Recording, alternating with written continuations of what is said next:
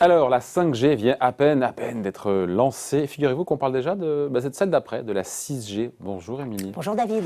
Alors, est-ce qu'on n'est pas un petit peu en train quand même de brûler les étapes? Parce que déjà, il faut se rappeler que la 4G n'est même pas disponible partout en France. Quand même. C'est vrai que ça peut paraître un petit peu un décalé. peu vite, Émilie. Mais les promesses technologiques et les enjeux sont tels que c'est maintenant que ça se prépare, David, parce qu'on nous annonce la 6G, vous l'avez dit, pour 2030, donc dans 9 ans. Et comme il faut 10 ans pour préparer une nouvelle génération de mobiles, eh bien les États sont déjà au taquet. Alors vous avez grosso modo 3 blocs, la Chine, les États-Unis et l'Europe. Et on est où aujourd'hui? Ils ont tous déjà un petit peu avancé leur pion? Alors, le premier qui a dégainé, c'est le chinois Huawei. En 2019, son PDG annonce que ses équipes sont à pied d'œuvre pour un déploiement à horizon 2030. Vous avez également donc, les États-Unis qui mènent des expérimentations depuis plusieurs mois par le biais non pas des équipementiers, puisqu'il n'y a pas d'équipementiers américains vraiment présents dans ce secteur, mais par les fabricants de puces. Et puis, en novembre dernier, Pékin est allé encore plus loin en lançant un satellite de 70 kg dans l'espace. L'objectif, c'est de tester les bandes de fréquences nécessaires à la 6G et c'était une première mondiale, David. Bon, il reste l'Europe dans tout ça.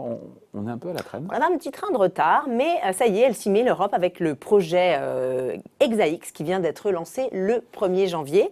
Il est piloté par Nokia et Ericsson. Il associe 23 partenaires de 7 pays, dont bien sûr la France, le tout financé par la Commission européenne. Les travaux doivent durer 2 ans et demi. Bon, c'est un peu flou, notamment pour moi, et je ne dois pas être le seul, la 6G.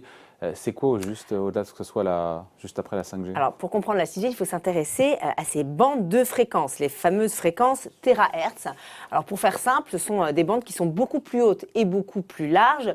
Du coup, le débit est bien plus rapide. On nous annonce qu'il pourrait atteindre 1000 gigabits par seconde. C'est 50 fois plus que la 5G, vous imaginez. Et puis, le temps de réponse du réseau, la fameuse latence, elle devrait, quant à elle, être divisée par 10. Et donc l'enjeu pour les pays, pour les équipementiers, c'est quoi? Oui, il y a des enjeux géopolitiques et industriels. Et dans l'univers ultra concurrentiel des télécoms, chacun veut bien sûr se tailler la part du lion. Alors évidemment, vous avez Ericsson. On va rappeler que Ericsson avait été affaibli par Huawei à l'époque de la 4G, avait réussi à prendre sa revanche au moment de la 5G et compte bien donc continuer sur sa lancée avec la 6G. Et puis vous avez Nokia qui, après un passage à vide, entend bien se refaire une santé avec la 6G également. Donc vous voyez, les deux grands équipementiers européens ont tout à gagner. Et l'idée, c'est évidemment d'obtenir le leadership technologique pour revendre leurs antennes aux opérateurs du monde entier. Donc vous voyez, la bataille ne fait que commencer. Bon, il y a beaucoup de promesses liées à la 6G. Qu'est-ce qui nous attend? Alors, c'est pas pour tout de suite 2030, mais voilà, rêvons un petit peu. Oui, alors le directeur de Nokia Bell Labs, qui est l'organe de recherche de Nokia, résume assez bien la situation. Voilà ce qu'il nous dit. Les réseaux 6G auront un 6e sens qui comprendra intuitivement nos intentions, rendant nos interactions avec le monde physique plus efficaces. Alors si on doit être un peu dans le concret, avec la 6G, il n'y aura plus d'obstacles, David, plus de zones blanches. La 6G devrait couvrir l'ensemble du globe, sur Terre, sur mer et même dans l'espace. Et puis, autre révolution, la voiture autonome devrait vraiment devenir autonome grâce au temps de latence qui est de 0,1 milliseconde contre 1 milliseconde pour la 5G. Tout ça devrait nous permettre de réagir plus rapidement face aux obstacles imprévus et donc d'éviter tous les ratés que l'on connaît actuellement sur la voiture autonome. Ah oui, pardon Émilie, mais la voiture autonome, ok, on sait que ça va arriver bientôt. Il n'y a pas non plus d'effet waouh, moi je vous parle de rêve là. Alors écoutez, si je vous parle des jumeaux numériques, là c'est quand même un petit peu plus original.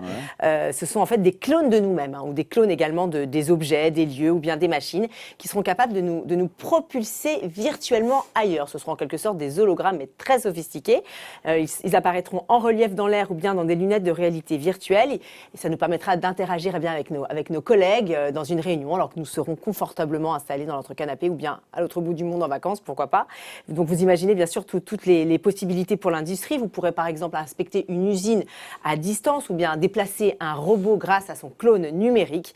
Le marché de ces jumeaux numériques pourrait atteindre 26 milliards de dollars et à horizon 2025, donc c'est demain. Ouais, les jumeaux numériques. D'autres innovations pour la route? Oui, alors il y en a, on nous en annonce pas mal. Je vous en cite quelques-unes en vrac. Vous aurez par exemple des cartes 4D de villes modifiables simultanément par des humains ou même par des machines, hein, pourquoi pas.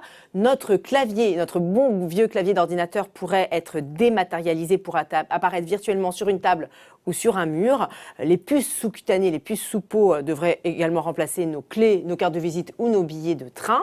Les robots et les drones, bien sûr, devraient prendre de l'ampleur. On devrait les trouver dans les usines, les hôtels et même les hôpitaux. Et puis les caméras devraient également, c'est ce que nous dit Nokia, devenir des capteurs universels qui pourront être utilisés n'importe où. Donc on voit bien tous les dangers que ça peut représenter aussi pour la protection de nos données, pour nos libertés. Donc bien sûr, il faudra installer des limites et des garde-fous. Et ça, c'est une autre histoire. Voilà, la 6G, c'est pour dans 10 ans, mais ça commence un peu dès c'est maintenant. dans 9 ans. 9 ans, on est en 2021, donc dans 9 ans. Voilà. Merci Émilie, bon week-end. Bon week-end. Bye.